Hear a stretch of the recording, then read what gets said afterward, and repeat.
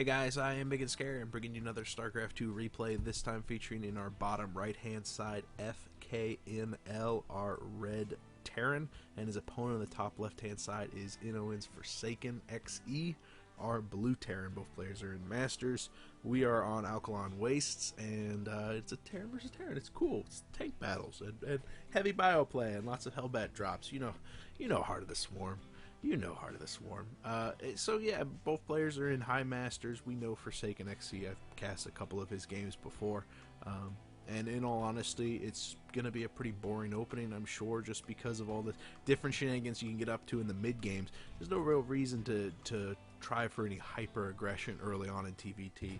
Usually you can get a lucky scan or maybe a Reaper out there just to see exactly what sort of aggression that could be coming and shut it down. It's so easy. It's very, very easy to turtle with Terran, especially on a map like this where you have the very small ramp leading down into the kind of common ground where you have the natural on the left side, but then the destructible debris that can open up the third. I've seen some people try to get sneaky and take this, but with Terran versus Terran, where the plethora of drops, this is just in the major flight plan of those medevacs, and so it's pretty much suicidal to try to sneak a base there.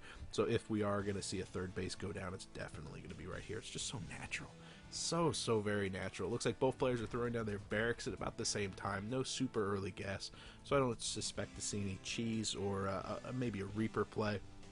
Usually you see the refineries going down around the 14, maybe 15 supply, and then if the refinery goes down after the barracks is more than halfway done, usually you're seeing like some sort of factory play coming out because the timing is just oh so very nice. SCVs coming out from both players heading across the map just to see exactly what's going on. Looks like FKNL has managed to throw down the supply depot just in the nick of time to block Forsaken outside of his home base, and he already has started his own back at the home. So yeah, Alkaline base is actually kind of long, so that's definitely to be expected. I love how FKNL actually pulled a SCV out to throw down that supply depot and then just went immediately back to mining because he knew that the guy on the barracks was going to be done in a very short period of time. Single gas going up for FKNL, so it is probably going to be a factory opening more than anything else, though I wouldn't be surprised to see like a maybe super early tech lab thrown down that he starts on stim and is going to be going for like a +1 timing or something like that. We'll have to pay attention to what the next buildings are going to be thrown down. Forsaken has thrown down his first command center for that natural, and it looks like the money is beginning to accumulate for FKNL, so I think he's going to be going for a fast expansion also on the back of this, but he's beginning to tank that gas and hasn't thrown down an add-on just yet on the barracks, so it's probably not going to be a super early timing. We'll see.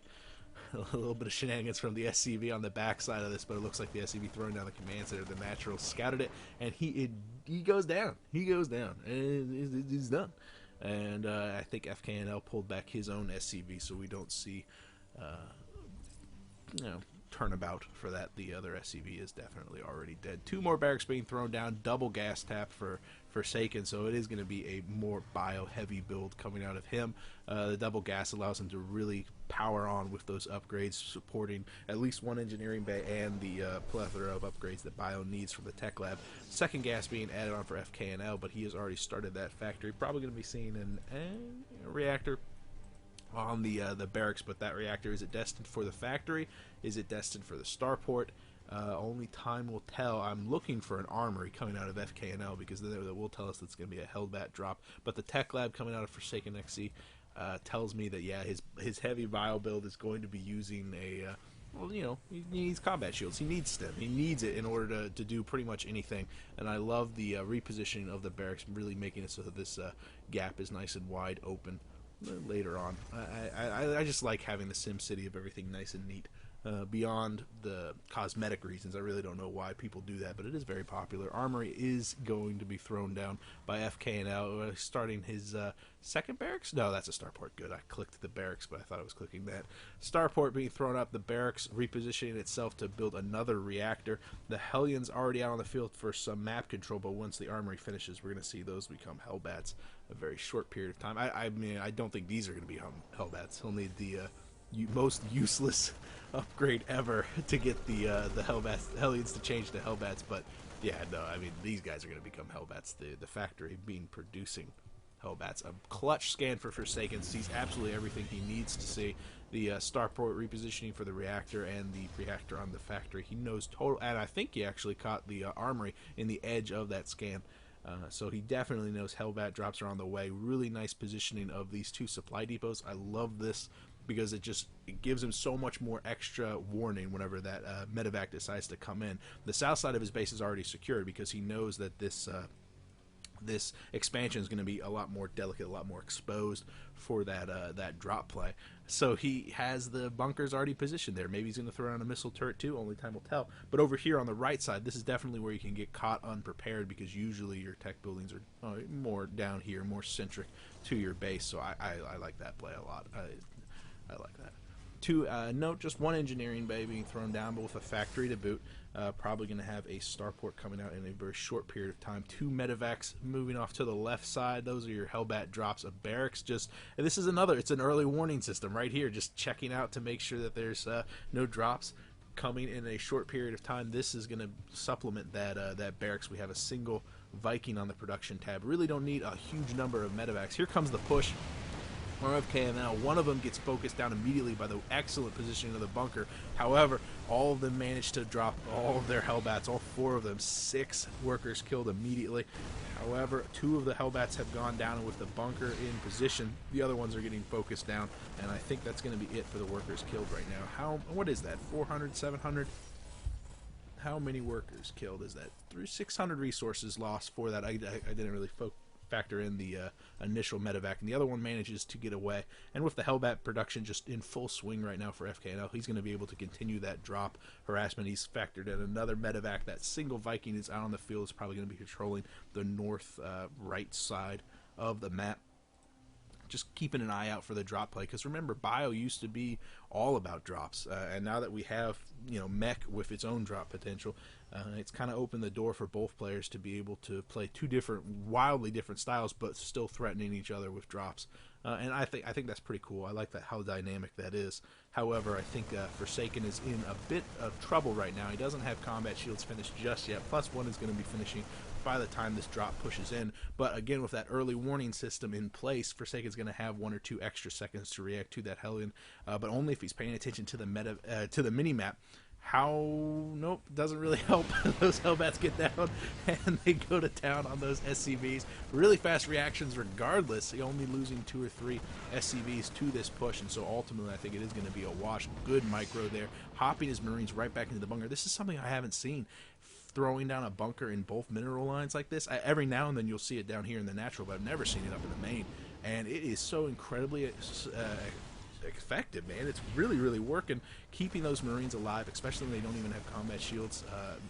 Another drop coming in, again doing some damage, only picking out 1 or 2 workers every time. We're only up to 13, but we've had 4 or 5 different drops. Ultimately not as successful as FKNL needs in order to, keep him in this game. Obviously, the third is being taken by Forsaken, and if he continues to hold back the drop aggression, FKNL is going to be forced to take to the field before he has the siege tanks necessary to actually do that. Actually, do we have any siege tanks at all? We have 2 in the field. It looks like that barracks on the left side spotted these medevacs, but they still get the slip in. However, with the Vikings and the missile turret in position, it looks like Forsaken's going to be repelled, managing to boost all the way down into the natural, but I think he's going to lose every single one of those medevacs. They both go down, and the SCVs crowding around the missile turret. The Marines are going to get cleaned up by these Hellbats and really only taking out, oh wow, 9 workers killed. Nice. And this is because Forsaken was really focusing down those SCVs while he was stutter stepping. He wasn't trying to waste any damage on these Hellbats. We can see that the majority of them only taking a handful of damage, but it's ultimately not a wash for that drop. Obviously, he lost quite a lot of resources, but you switch over to the workers kill tab. He pretty much equalized it in 1 drop, which all the damage that FKNL did in his 4 or something like that. So definitely not bad. Definitely keeping everything nice and even. But with the Hellbats rather being supported by the Vikings, I think FKNL is going to be doing some land pressure. He's got a healthy plethora of tanks, 4 of them in fact, and really no tanks to speak of for Forsaken. So he's going to have to either rely on dropping his Marines on top of that siege tank line, and obviously that's going to be threatened by these Vikings, and as soon as he drops them down, the Hellbats are going to just melt them away. So really there's not a lot that Forsaken can do in order to keep the siege tank line in check. He needs to get his own siege tanks up. You can see that one was on the production tab just a couple of seconds ago, but one or two is definitely not going to be enough to keep this ridiculous siege tank line in check. I mean, there's 4 of them down there, and they're really shelling down the damage. 17 workers killed now, and it looks like this natural's going to get cleaned up. Fortunately for Forsaken, he's got his 3rd up, so he can just transfer all those workers over. It looks like he's got another drop in the works on the left side, and these siege tanks have killed pretty much everything they can before repositioning. I love using the Vikings to scout the high ground, but just keeping them barely out of range of that bunker. Remember, it gives a little bit of extra range to those Marines while they're inside there. Here comes the push, deciding not even to do a drop, just pushing in there, catching 2 siege tanks totally unsieged. Great pickup there for Forsaken. We see that FKNL probably could have used this opportunity to push up that main ramp, but with so much just kind of waiting for that, and those siege tanks already sieged, I don't know how cost effective that would have been. Forsaken pushed into the mineral line, is having to stutter step away from the siege tank as well as a Hellbat, but they managed to focus on the Hellbat. I think that's it for them, though. The medevac forced to retreat as the Viking picked them off, and a single Marine now is trying to do as much damage as possible. 23 workers killed. This is absolutely ridiculous. Neither player really cares about their SCVs. Their economies, though, are not in bad shape at all. I mean, they definitely have the mineral income that they need. Maybe the gas income for Forsaken, but I mean, he's got that mineral-heavy composition. He's relying more on Marines. He's factoring in a little bit more Marauder production, but unfortunately for him, he just doesn't have enough to hold back this siege tank line into the 3rd right now, pushing in. It looks like a little bit of a pronged attack on the right side, hoping to maybe distract those Hellbats away and maybe push down the main ramp to get a pincer movement. However, Forsaken just needed to retreat. He didn't have enough to break this contain on his 3rd. However, he's taken his natural again, so he just retransfers those SCVs down there, and it looks like he's going to be poking at the main. Oh man, so many siege tanks up there. A good scan for Forsaken just to see exactly what he was trying to push into, because if he had pushed in with this force, his Marines would have just been melted away. 2-2 on the way for the Marine bio ball. Ooh. Gotta be careful. Those guys were almost squished by those rocks coming down. Looks like a single siege tank is within range. And again, at this time, FKNL is not doing anything with his main force back at home. He could be repositioning them. It looks like he is doing a Hellbat drop down, and that bunker was picked off by that earlier siege tank play. So Forsaken having to retreat for now. But he's got that 2-2 on the way. His infrastructure back at home has changed a little bit. Initially, he was relying pretty much exclusively on Marines, with a handful of Marauders being mixed in, but he's added on 2 more barracks with tech labs, getting more Marauders, making it so that when he has the opportunity to pick apart that siege tank line, the Marauders will really shell down a lot of damage. And then with concussion shell, we can see that the Hellbats are having a hard time closing the gap to those Marines. And making it so it's a lot easier for him to microwave. Oh no, the orbital command landed at the 3rd and was immediately just demolished by those siege tanks. I think Forsaken was counting on doing more damage, but huge swell of reinforcements coming in from FKNL on the right side. Looks like this entire strike force is going to get cleaned up. Speaking of being cleaned up, the pincer move manages to finally secure his 3rd, but at the cost of his siege tank lines that have been doing so much damage in the past. The medevac's moving in, but they're totally empty, and the Vikings in the air picking off so many medevacs. It's incredibly important that Forsaken keeps those medevacs up.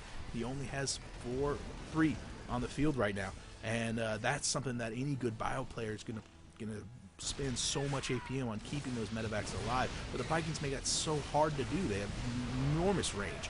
The siege tanks on the low ground, FKNL has a stranglehold on Forsaken right now. He's only on 2 bases. FKNL has been on 3 bases for so long. You can see how massive this army is. Managing to pick off a ridiculous number of siege tanks, though, Forsaken is relying on those Marauders. You can see how quickly they just demolish these siege tanks.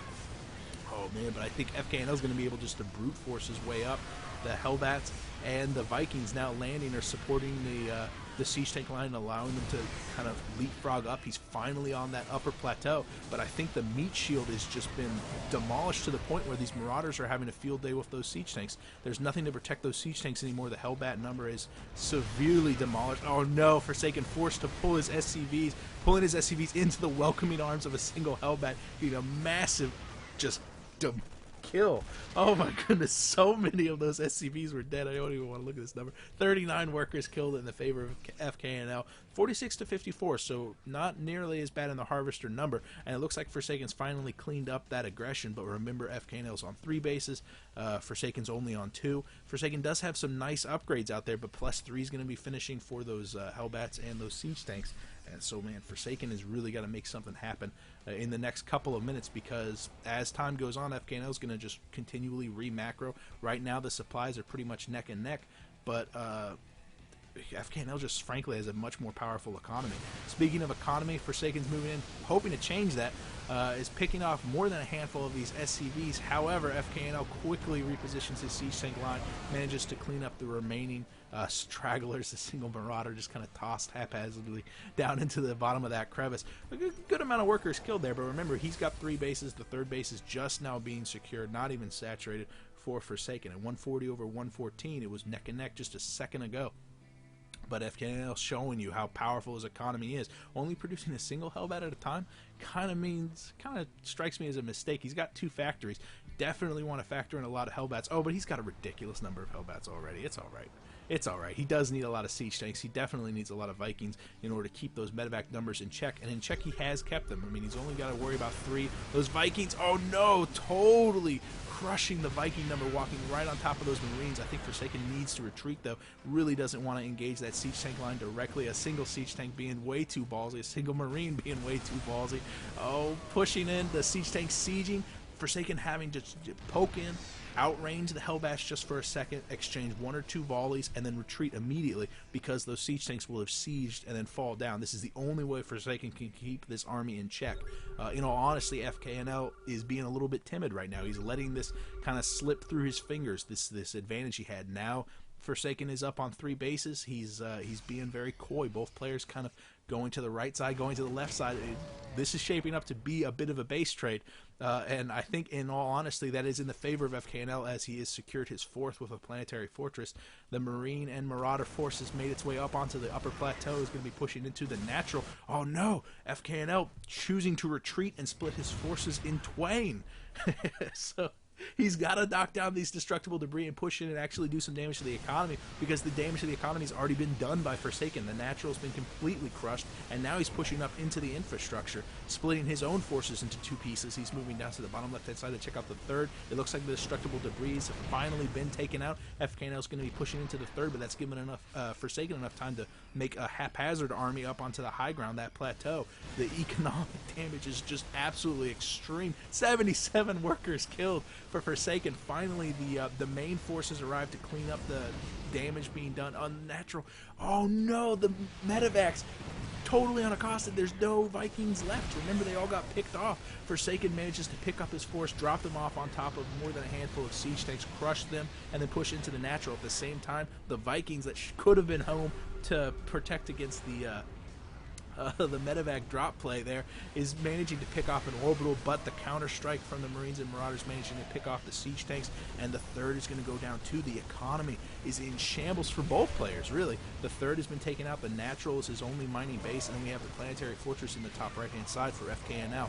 Finally, this main force for Forsaken is going to be cut down, but 93 over 63, that is heavily in the favor now of Forsaken, because he's up on 1 base, but that's an orbital command, and then this one is just a planetary, and I think that are the only command centers for both players. Oh no, the main is still functional, but it's only got gas right now, but still those mules are definitely going to supplement the economy for Forsaken. But both players really needs to buckle down and decide, do you want to end this game right now, or do you want to try to use the economic advantage that you have and re-macro? And I think that Forsaken is going to be pushing out with 110 supply over 70.